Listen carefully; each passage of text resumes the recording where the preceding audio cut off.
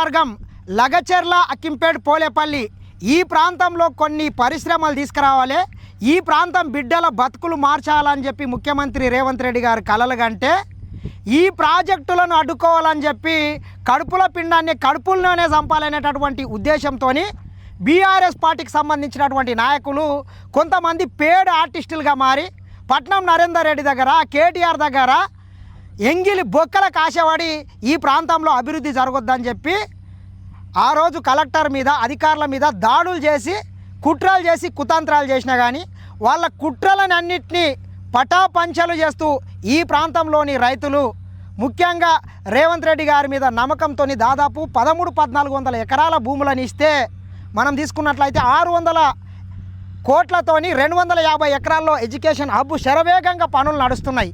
ఇక్కడ భూములు కోల్పోయినటువంటి రైతులకు అంతా చూడవచ్చు మనం దగ్గర 92 ఎకరాల్లో ఇక్కడ లేఅవుట్ చేసి ప్లాట్లను కేటాయించడం జరిగింది. 92 ఎకరాలలో ప్లాట్లు చేస్తే దగ్గర మొత్తం ఈ రోడ్లు కావచ్చు, రకరకాల అంగన్వాడీ సెంటర్ కావచ్చు, పార్కులకు కావచ్చు, అన్నిటికీ తీసేస్తే ప్లాటింగ్ అయింది దగ్గర 36 ఎకరాలు అనుకుంటా. ఈ 36 ఎకరాల ప్లాట్లని 600 నుంచి 700 ప్లాట్లు కేటాయించి రైతులకు ఇవ్వడం జరిగింది. ఇస్తే ఈ నమస్తే తెలంగాణ అనేటటువంటి ఒక సన్నాసిగాడు ఏం రాస్తాడు, ఈ 100 ఫీట్ రోడ్కు మొత్తం ముఖ్యమంత్రి రేవంత్ రెడ్డి గారు, తిరుపతి రెడ్డి గారు బ్లాక్ చేసి పెట్టుకున్నారు. ఆ 100 ఫీట్ రోడ్కు మొత్తం కమర్షియల్ స్పేస్, రేపు 5 స్టార్ హోటళ్ళు కడతారు, ఇంకేమేమో కడతారు అని చెప్పి చిల్లర మల్లర సిగ్గులేని కథనాలు రాయించే ప్రయత్నం చేస్తున్నారు. అరే మీరు కడుపుకు అన్నం తింటారా, గడ్డి తింటారా? మరి తల్లిదండ్రికి చక్కగా ఉట్టిన రాలేదా తెలియదు.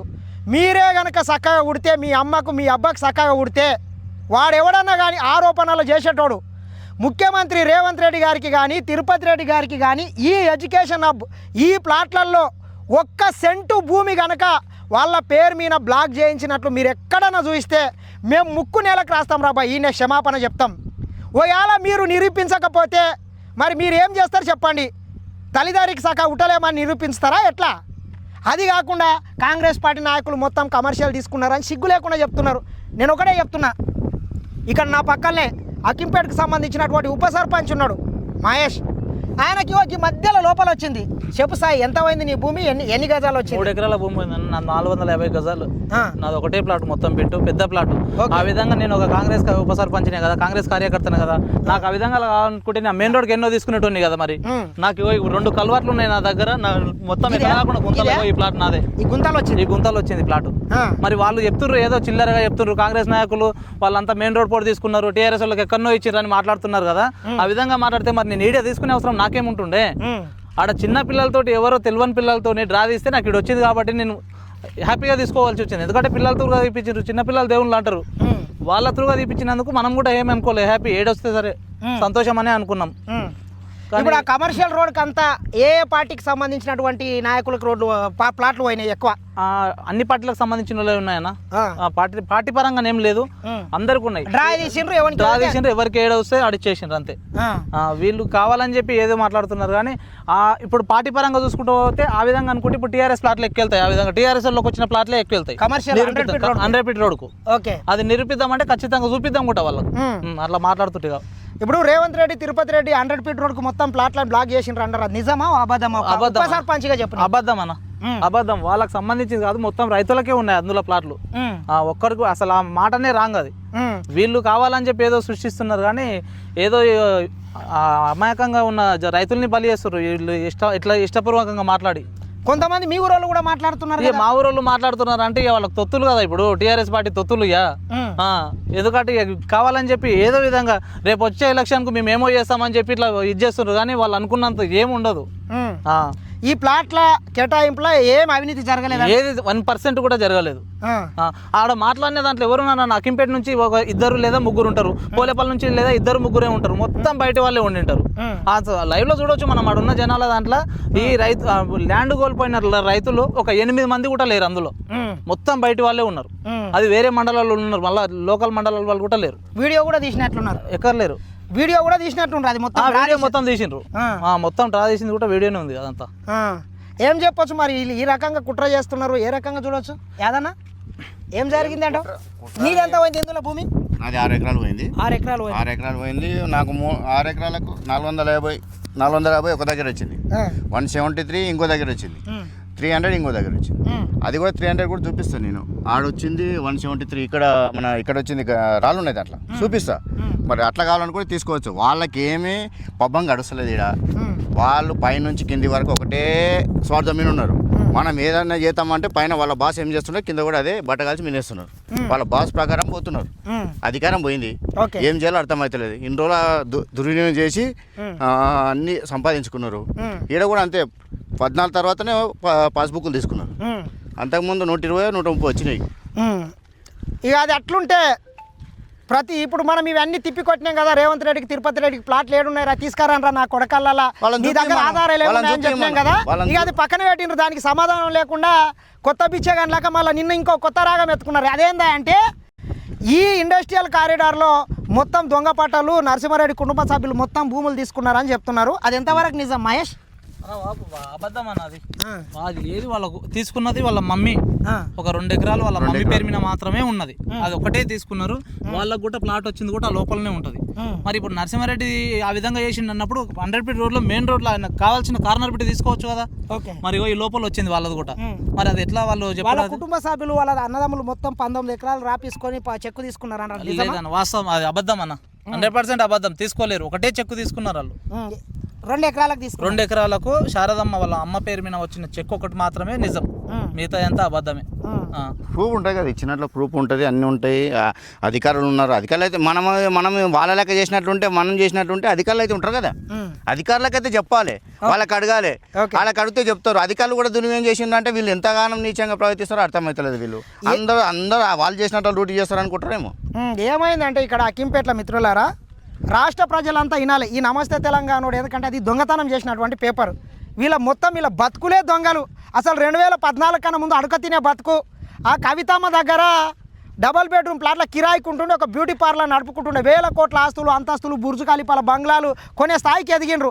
ఆ నమస్తే తెలంగాణ పేపర్ దొంగలకు వచ్చిండ్రు, టీ న్యూస్ దొంగలకు ఉన్నారు. 1000 కోట్ల ఆస్తులు, అంతస్తులు, ఫామ్ హౌజులు కట్టుకొని ఇక అందరు మాలాకనే లంగ పని చేస్తారని వాళ్ళు కలలు కంటున్నారు. ఆ కలలు కనకండి. ఎందుకంటే ఇక్కడ ఏం జరిగిందా అంటే అక్కింపేటలో నిజంగా చెప్పాలంటే 2014 తర్వాత ఎప్పుడైతే టీఆర్ఎస్ పార్టీ అధికారంలోకి వచ్చిందో, ఈ టీఆర్ఎస్ పార్టీ అధికారంలోకి వచ్చిన తర్వాత రాష్ట్రంలో ఎక్కడ గౌటాన్ భూములను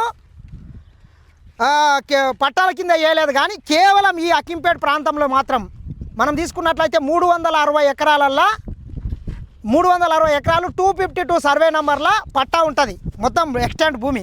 కానీ వీళ్ళు ఏం చేసుకున్నారా, ఈ కేసీఆర్ రైతు బంధు అనే స్కీమ్ తీసుకొచ్చిండు కదా, కేవలం రైతు బంధు కోసం భూమి లేకుండా కానీ దగ్గర 500 ఎకరాలకు పైగా పట్టలైనవి. అంతే కదా సార్, 500 ఎకరాల కన్నా ఎక్క పట్టలైనవి. ఉన్నదేమో భూమి ఏమో 360 ఎకరాలు. మొత్తం దొంగ పట్టాలు చేసుకున్నారు. అందులో సగం టీఆర్ఎస్ పార్టీకి సంబంధించినటువంటి ప్రధానమైనటువంటి నాయకులు అందరూ ఉన్నారు. గ్రామ శాఖ అధ్యక్షుడు ఉన్నాడు, ప్రధానమైనటువంటి మొన్న ఓడిపోయినటువంటి సర్పంచ్ అభ్యర్థి ఉన్నాడు, మాజీ సర్పంచ్ ఉన్నాడు, అందరు ఉన్నారు. అన్ని పార్టీలకు సంబంధించినటువంటి నాయకులు అందరూ 1 ఎకరా 2 ఎకరాలు తీసుకున్నారు. 516 ఎకరాలకు పైగా ఎంతనో నాకు తెలియదు.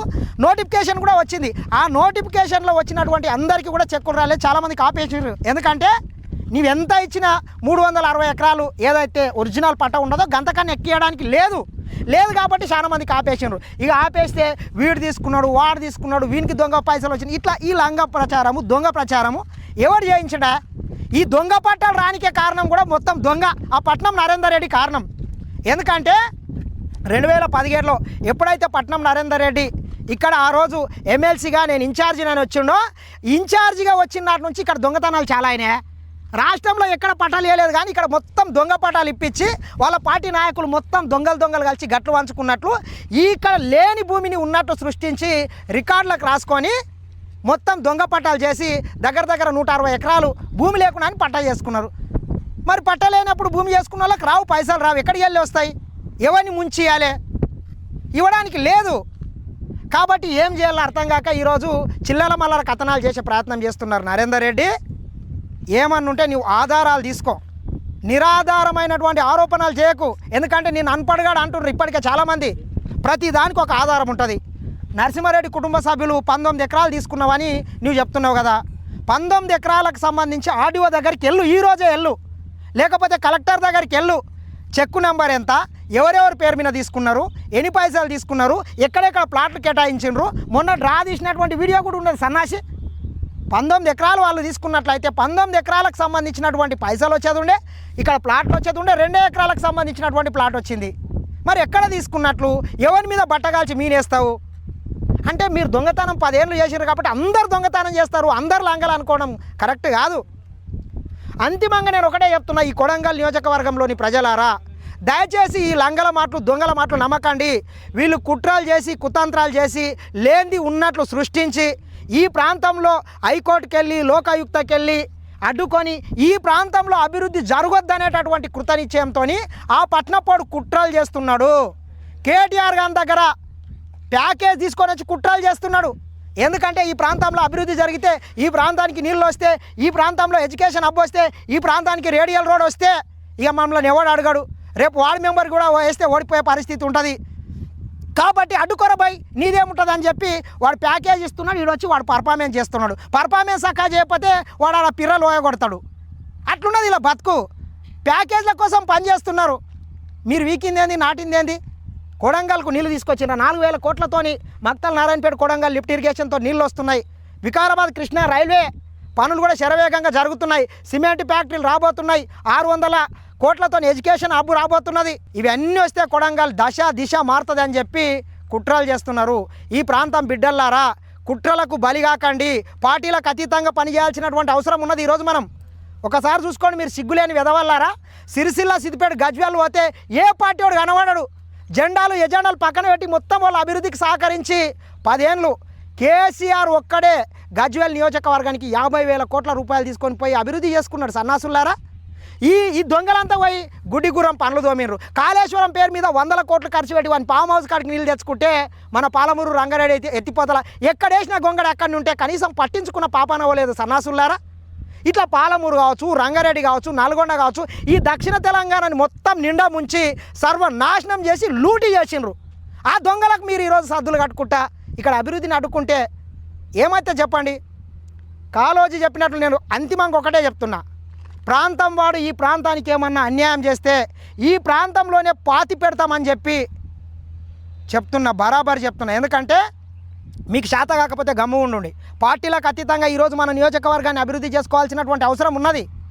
చూడండి, కొడంగల్ నియోజకవర్గంలో ప్రతి మారుమూల పల్లెకు, తాండాకు, గ్రామానికి, పట్టణాన్ని కలుపుతూ డబల్ రోడ్లు, 4 రోడ్లు, సింగల్ రోడ్లు ప్రతి దాన్ని శరవేగంగా యుద్ధ ప్రాతిపదికన జరుగుతున్నాయి.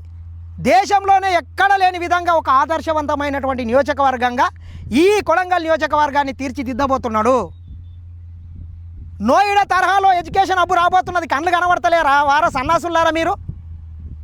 అంటే వీళ్ళ కుట్రలు కుతంత్రాలు, కోట్ల కేసులేసి ఈ ప్రాంతంలో ఏం జరగొద్దు, ఈ ప్రాంతం నుంచి మళ్ళీ రోజు బొంబాయి పోలే, హైదరాబాద్ పోవాలని చెప్పి పట్నం నరేందర్ రెడ్డి కుట్రలు చేస్తున్నాడు. ఎందుకంటే వానికి ఏం ప్రేమ ఉంటుంది? వాడు ఎక్కడి నుంచో షాబాద్ నుంచి వచ్చిండు. షాబాద్ నుంచి వచ్చిన వానికి ఈ ప్రాంతం మీద ఎందుకు ప్రేమ ఉంటుంది? సౌతి తల్లి ప్రేమ ఉంటుంది.